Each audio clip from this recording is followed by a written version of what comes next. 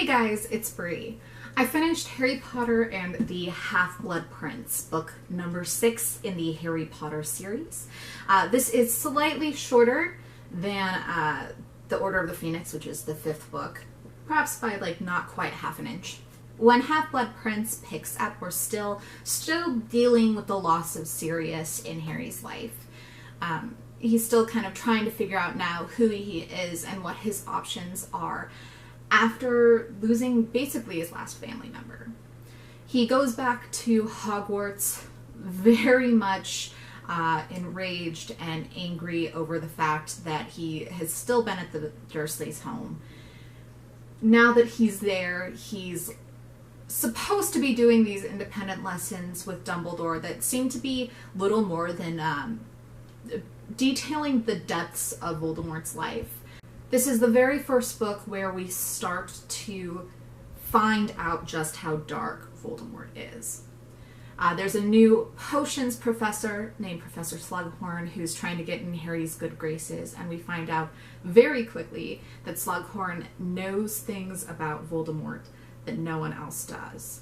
At the same time, Slughorn doesn't seem to be a bad guy, and the memories that he has of Voldemort have very obviously been tampered with. The trio is starting their year before their newts, which is their exit exam from Hogwarts, basically. And there are all sorts of stressful things, not the least of which is romance. There are love potions going everywhere because finally everyone believes Harry, and apparently the girls in the community think that that's cause to give him all the love potions. Harry's clever enough, thanks to Hermione's tipping off, not to drink any of them. But that kind of sets the tone for what's about to happen for the rest of the book. Harry is kind of a third wheel in his friendship life, as you might imagine. This is the year when we start seeing Ron and Hermione starting to think about pairing up, and Harry is a little bit of a third wheel. He's dealing with all of their arguments. Ron still doesn't know how to talk to girls, so, you know. You'd think that he would have learned that. Harry has a crush on Ginny. We're not going to talk about that other than to say that I don't like that. It's my own personal shipping prejudice.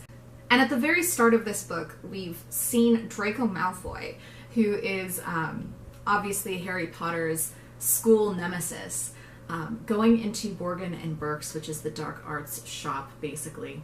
And he is up to no good. We don't know what it is, but we know it's heavy. He's very clearly got some pressure on him. He dances around the idea of having the dark mark, particularly with his friends, and Harry is suspicious and onto him from the get-go.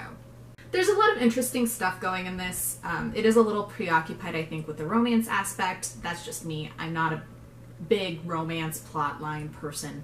But when you get past that, I think there's some really good and bad things to the story itself.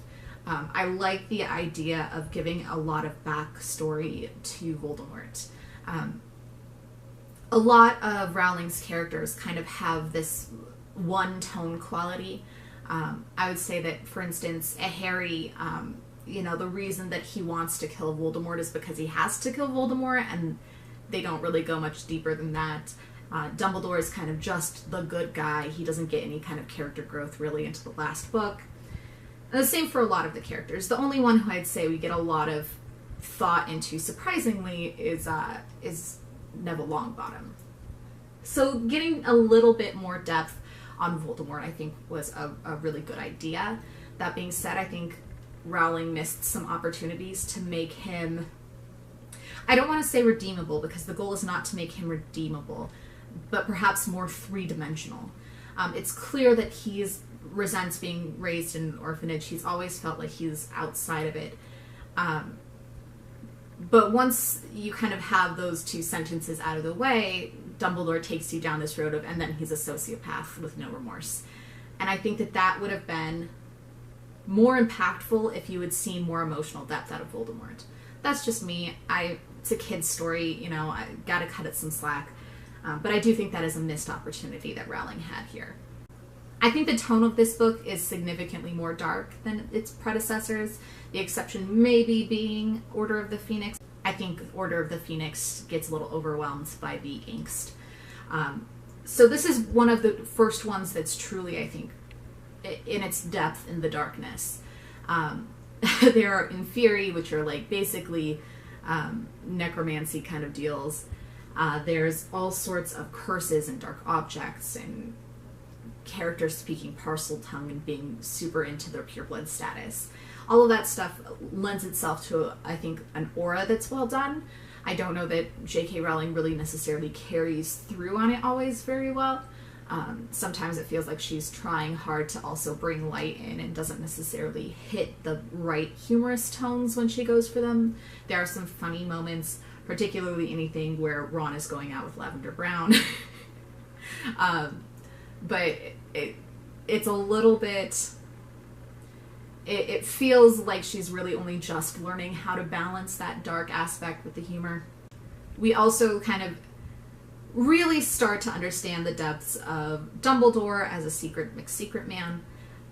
He is really not telling us anything. You can tell that there is some important stuff, and at the beginning, or at the end maybe of the last book, where he's explaining why Harry has to go back to the Dursleys, he's like, "You're old enough now, I can tell you things." And this book starts back up, but not that many things. So there's still a lot of secrecy, and it becomes... As an adult, I think of it as a much more sinister thing than I thought of it as a kid, especially after having read the last book. And at the same time, there is this sense, like, still, even though he's keeping secrets, Dumbledore can do no wrong. Well, that's just a toss-up for me. Again, it's one of those things that I think if she'd been sowing more seeds of distrust in the Order or in Dumbledore, it would have been more impactful. Other than that, I think it's really quite interesting what she's doing with the Horcruxes. Part of that seems a little bit like she laid some really cool tools in the backstories and decided in, like, book 5 that she was going to pick them up and do something with them. It doesn't very much feel like she's been going towards the Horcruxes for the entire plot. But that being said, I think she does a good job of picking up those pieces when she decides she wants to use them. It's not quite as plot hole filled as some of the other books. Again, very enjoyable. I really like the atmosphere of this particular book, even though, like I said, it does need some polishing. It left me wanting to go into the 7th book and looking forward to it, and there's something to be said for that. So, let me know what you think of the Half-Blood Prince. You know the drill. Comment, like, and subscribe. And I'll talk to you later. Bye.